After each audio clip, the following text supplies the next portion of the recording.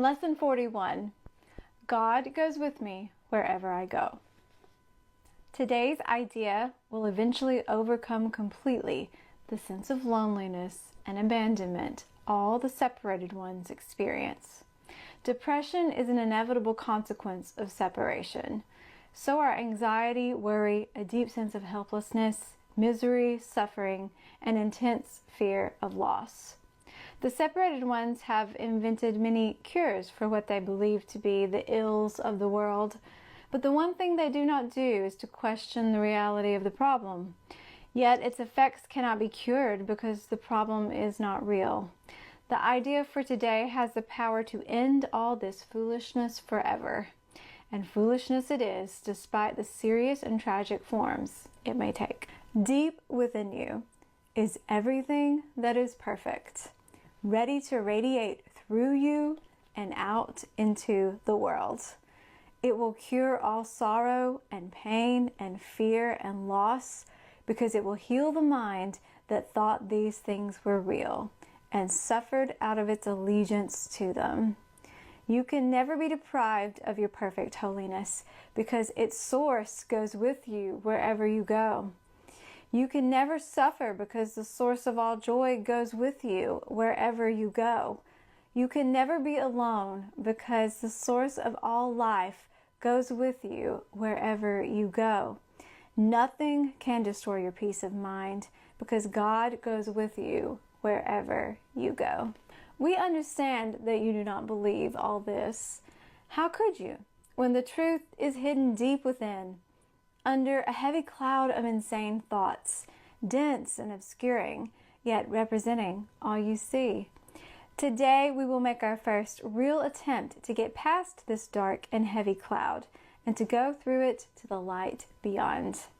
There will only be one long practice period today. In the morning, as soon as you get up if possible, sit quietly for some 3 to 5 minutes with your eyes closed. At the beginning of the practice period, repeat today's idea very slowly, then make no effort to think of anything.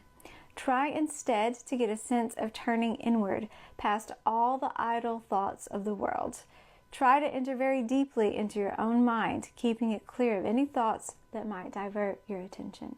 From time to time, you may repeat the idea if you find it helpful, but most of all, try to sink down and inward, away from the world and all the foolish thoughts of the world. You are trying to reach past all these things. You are trying to leave appearances and approach reality. It is quite possible to reach God. In fact, it is very easy because it is the most natural thing in the world. You might even say it is the only natural thing in the world. The way will open if you believe that it is possible. This exercise can bring very startling results even the first time it's attempted, and sooner or later, it is always successful. We will go into more detail about this kind of practice as we go along, but it will never fail completely, and instant success is possible.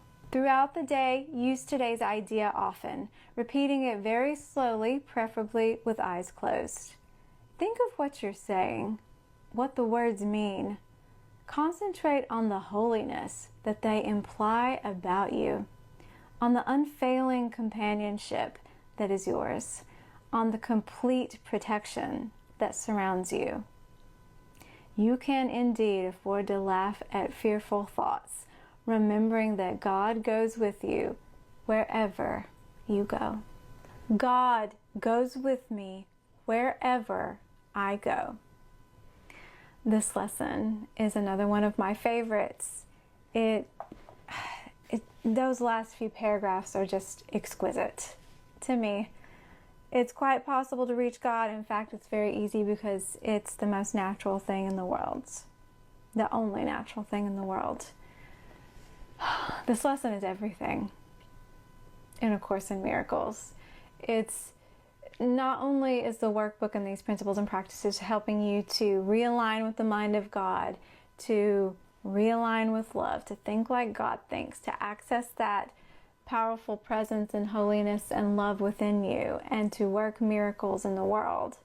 It's helping you to hear that small, still voice for God, unfailing companionship. We've talked about the nature of the world and how it is really set up to foster an experience of separation. We entertained a thought of separation. A world was made where we could do that. It really can be quite lonely sometimes. But I know for me, I have a troublesome trait of hyper independence and being overly independent. And I think I've talked about this before, not asking for help, I'll figure it out. I'm very stubborn. I am Aries, the ram. I will do it, and I will show you how I can do it by myself. But that's not always the most loving, encouraging, helpful way to be. Things can get really lonely though here in the world sometimes. Even somewhere I've heard this, that at a time where we can be connected with someone on the other side of the world instantaneously with the internet and communication and technology such as it is, we have never really felt more isolated and alone. And I think that is just part of the nature of the world and the progress of that momentum of separation and going towards that tipping point of where we can no longer miscreate. But in this lesson, that unfailing companionship that it talks about, and also the protection, complete protection that surrounds you, that is what leads to the attainment of inner peace. We feel peaceful when we feel safe and secure and happy and comfortable. But that complete sense of protection that surrounds you, the unfailing companionship that this lesson talks about, is just so beautiful.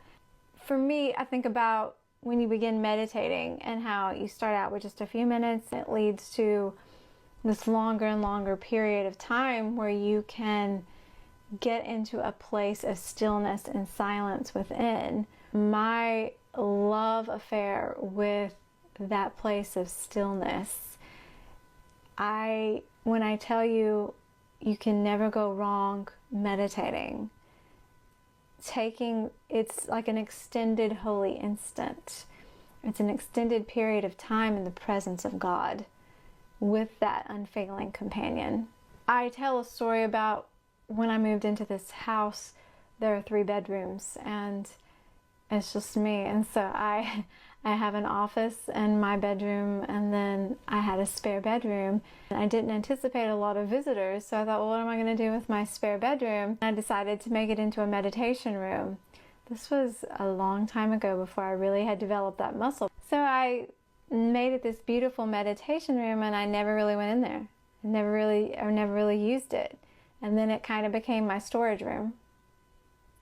There's a lot of metaphor there that I've written about, but I learned that I don't need a special room. God goes with me wherever I go. In this moment, I can drop into that place. It's almost like you shift from one part of your mind to another. Everything of the world goes from being at the forefront of your mind to taking a back seat, and you start to lead. God is in the forefront of your mind. The Holy Spirit is in the forefront of your mind. That place of presence is here, and everything else is here.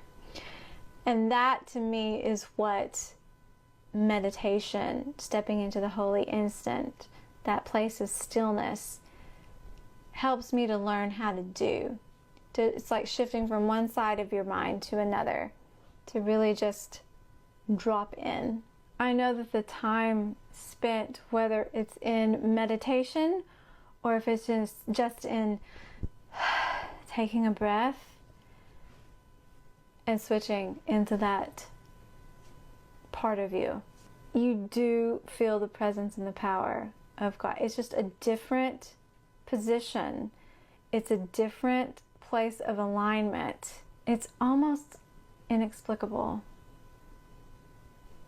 But there is that presence there. And once you learn how to access that, which is what the workbook is teaching us how to do.